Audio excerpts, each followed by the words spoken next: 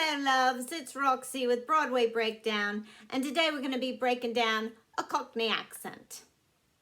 I really don't have a Cockney accent if you've never seen my videos, but we're going to break one down today for musicals. And the reason I say for musicals is because if you're doing it for film, sometimes it's so thick. I mean, that's fine, because if it's really thick, they can do subtitles, or you can rewind it if it's a film and you can say, what did they say?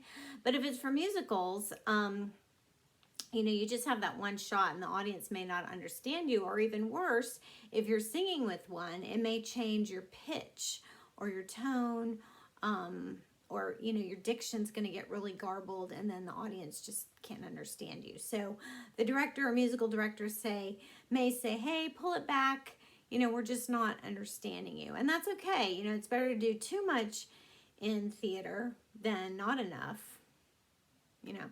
So always better to know, though, a true Cockney accent and be able to pull it back than not enough. So let's break it down. And there's lots of musicals, if you think about it, that take a Cockney accent, you know, like, I mean, the obvious, My Fair Lady, or Mary Poppins, or Oliver, Spamalot, Starlight Express, Sweeney Todd, Edwin Drood, and for some reason, Gavroche. That kid in the middle of a French Revolution always has a Cockney accent. Anyone ever notice that? Whatever. All right, so just a few tips to get you going, a few tips and tricks. If you've got to watch this and like, I got an audition in like, you know, an hour, but I don't know, you might not pick out that fast, but maybe. All right, so H's, gone, don't exist in a Cockney accent. You just gotta get them out of your head. So like, hello, how you doing? Hopefully, just gone. T's, they do something that's called glottalization. They just cut off the T. So like, water is water, or bottle, bottle, letter, letter. They're just little, just cut it right off in the back of their throat. Just, K's and D's are odd consonants, like at the end of a word, like I work hard, just kind of toss it out, just kind of just drop off a bit, like bit, just, yeah. L's at the end of a word, like girl, just drop it off, like G-I-R becomes girl. Or pull, P-U-L-L, is almost P-U-R, like pull. Or pool, P-O-O-L, I'm going swimming in the pool, is almost P-O-O-R, pool. But it just drop off the L, pool. TH becomes F or V, like I'm thinking about it. Or throughout the house, like throughout the house, like throughout. Or I threw the ball, B-A-L-L, ball, it's almost B-A-W. So throughout, I threw out the ball in the park.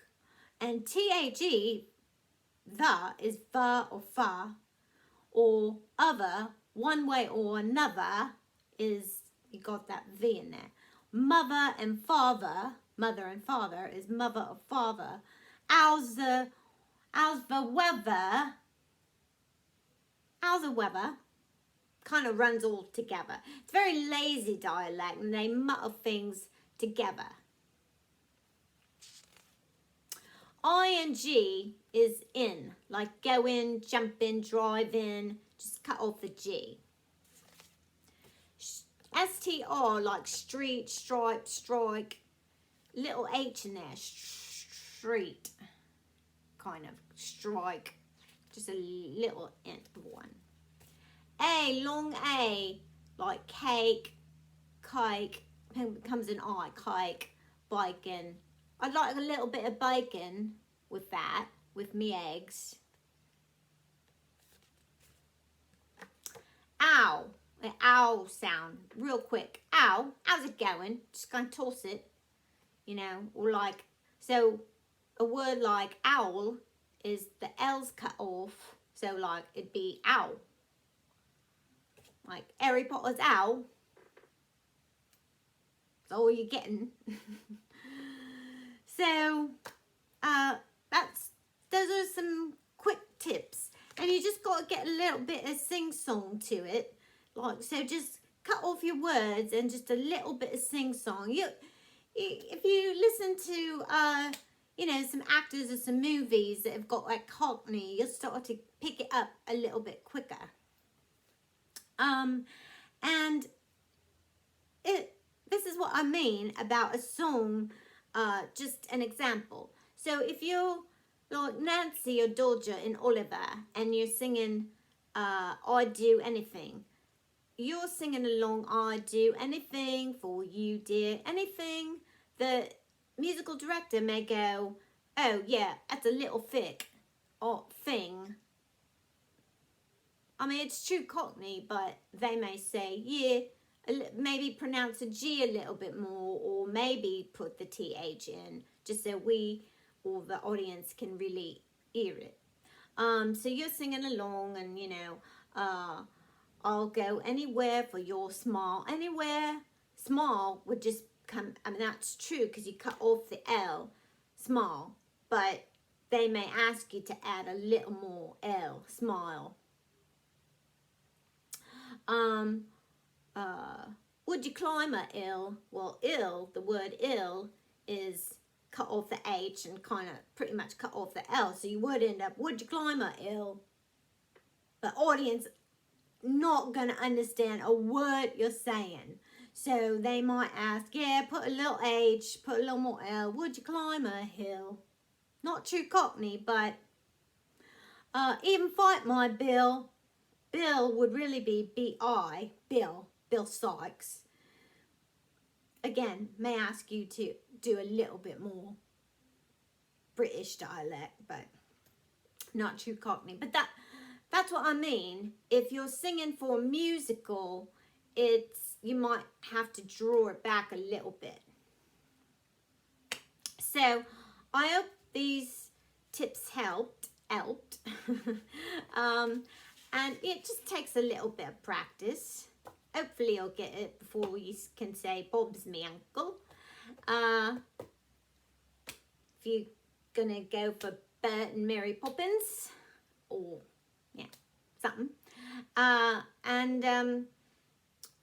Sometimes when you're doing a dialect, you can do it with yourself, you know, just when you're all by yourself, but you get in front of people and then you tend to lose it a little bit. So I kind of like to go out in a restaurant or store and do it, see if I can fool anyone, and it's not hurting anyone. You're just a little character or so, and they go, oh, love your accent, where you from? And I'm like, oh, you know, if it's Cockney, you know, East London, just here on a visit. They don't know. So, you know, just, that's a little trick I try. But anyway, I hope you like this video. Please subscribe to my channel. There'll be other videos coming. Check them out. Have a good day. Pip pip cheerio. Bye for now.